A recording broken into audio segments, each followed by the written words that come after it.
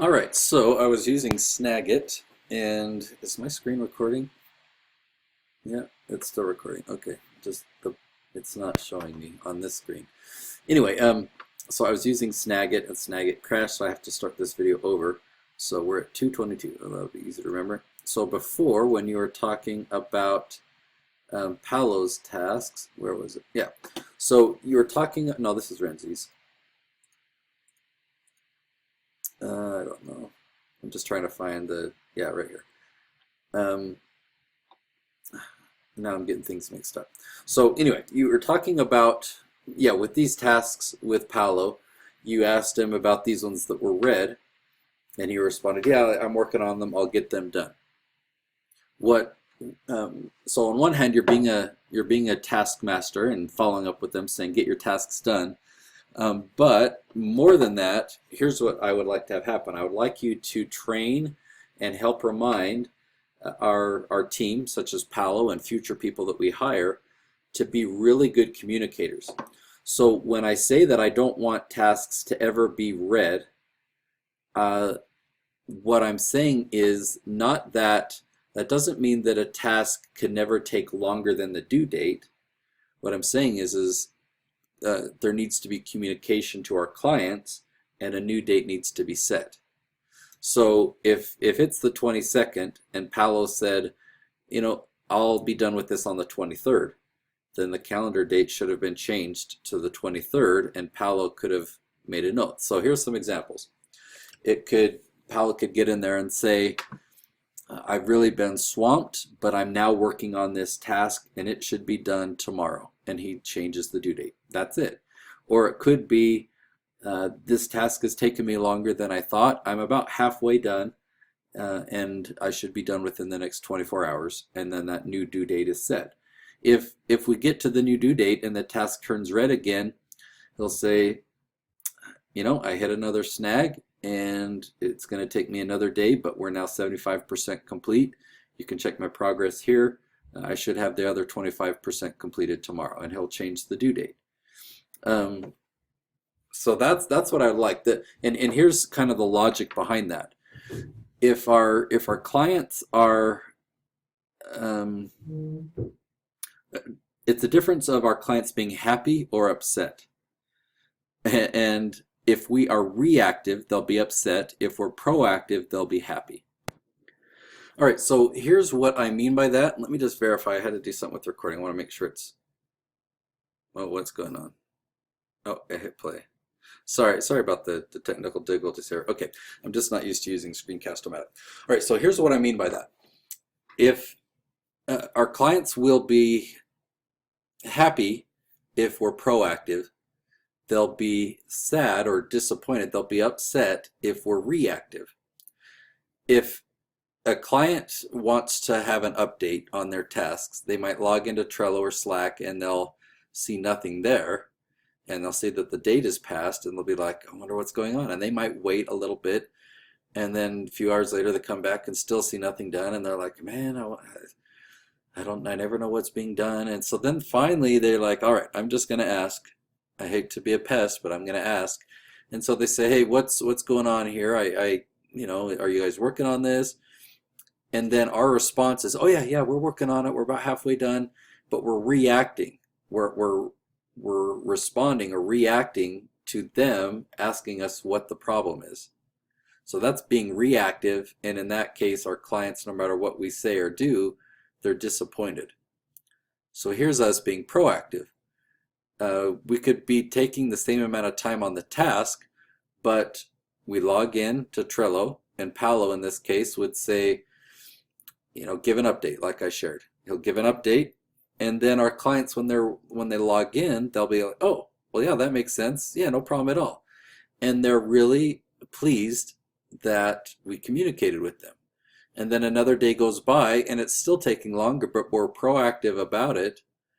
Our clients aren't going to be upset. They're going to understand. And so fast forward now, I watched all the way to 2:22.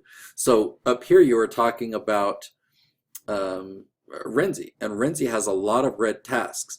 And so I re-emphasized the point that we need to help Renzi understand that it's not that tasks can't exceed their due date.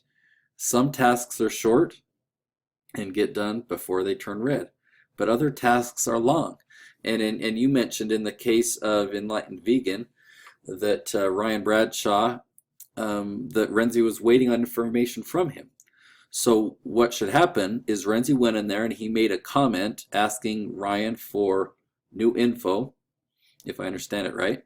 And then that due date needed to be changed of kind of when Renzi is hoping that Ryan will give him that info.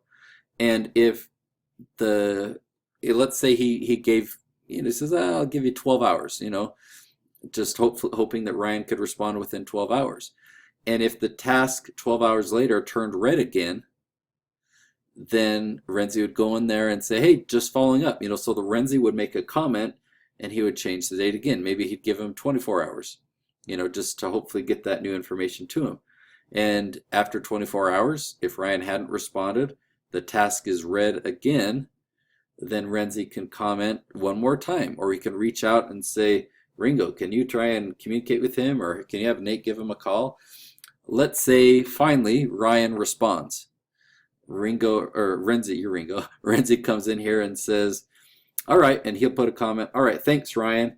With this new information, we should have the task ready or completed within the next 36 hours, and then he'll change the date. So each time the date changes, let's say it changes 1, 2, 3, 4, 5, 6, that means that we communicated with the client.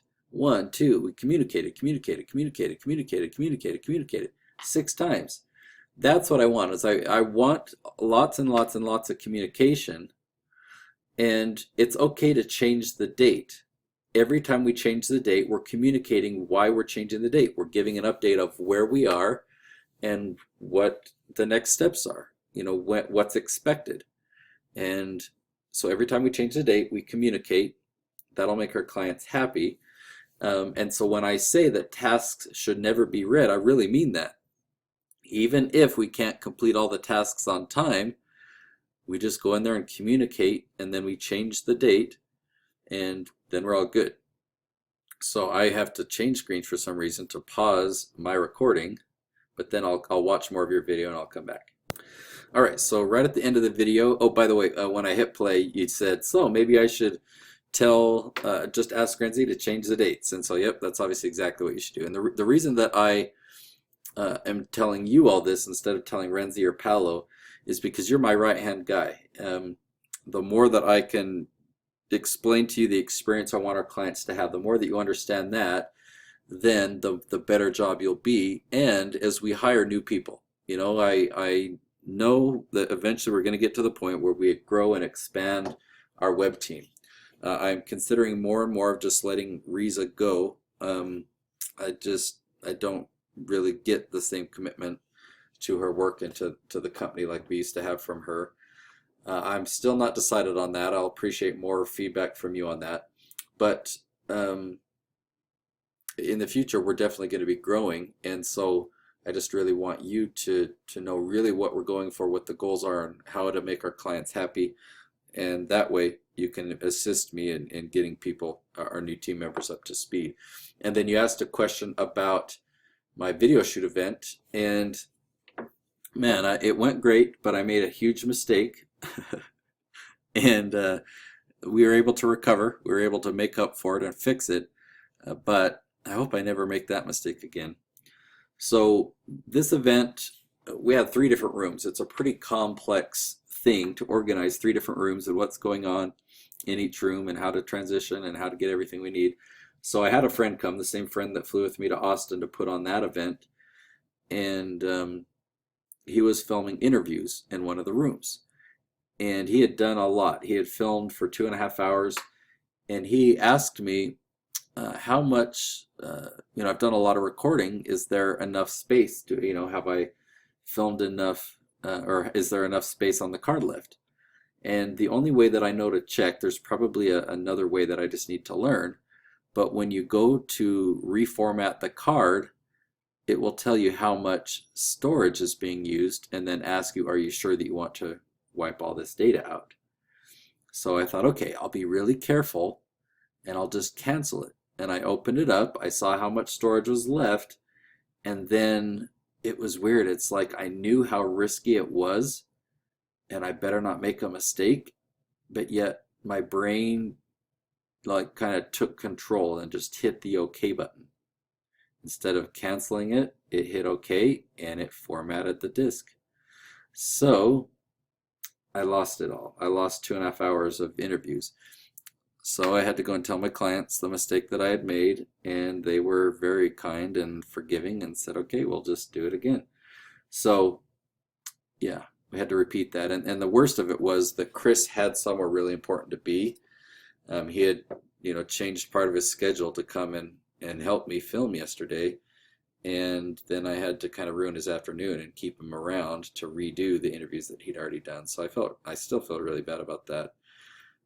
But I guess I learned from that experience and know not to take risks like that. So anyway, thanks for all the work that you do. And I have to come over here to hit stop or pause. Anyway, have a great rest of your day.